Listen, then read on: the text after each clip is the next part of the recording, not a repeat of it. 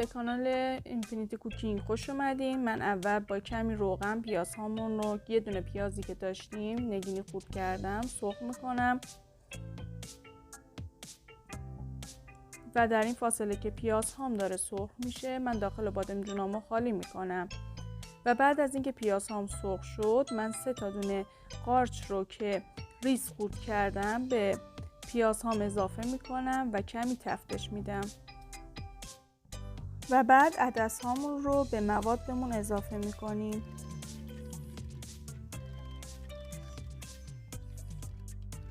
عدس ها، برنج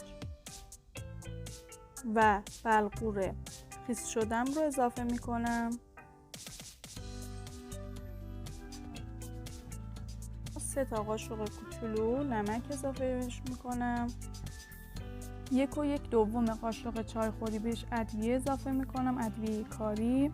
3 قاشق چایخوری فلفل سیاه و 1/3 قاشق چایخوری هم فلفل پاپریکا رو به موادمون اضافه میکنیم.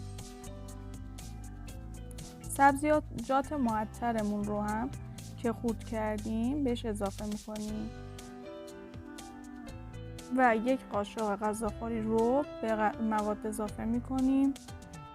قاشق چایخوری پودر سیر، غذاخوری جعفری خشک، قاشق غذاخوری مرزی خشک، 1/2 قاشق غذاخوری هم نعنا و 1/2 قاشق غذاخوری هم شبت. بعد مرزی خشک کوهی هم بهش اضافه میکنم. اگه داشتین اضافه کنید، اگه نداشتین هم اشکالی نداره.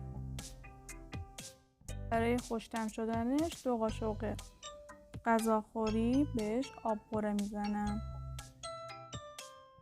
الان در قابلمه رو میذارم و میذارم به مدت 1 روز با حرارت ملایم نیم پز بشه. بادمجونامون رو با موادمون پر میکنیم و در داخل قابلمه‌مون میذاریم.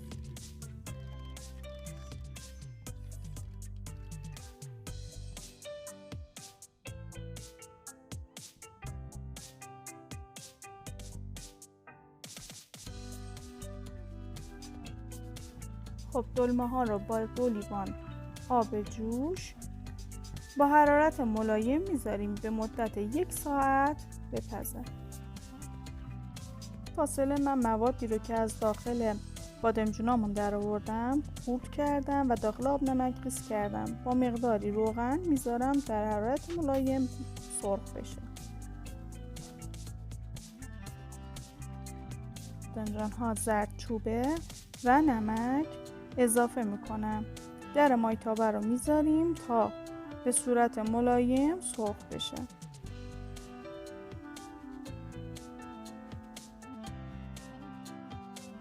حالا که خوب سرخ شدن بهش 2 قاشق رو اضافه میکنم.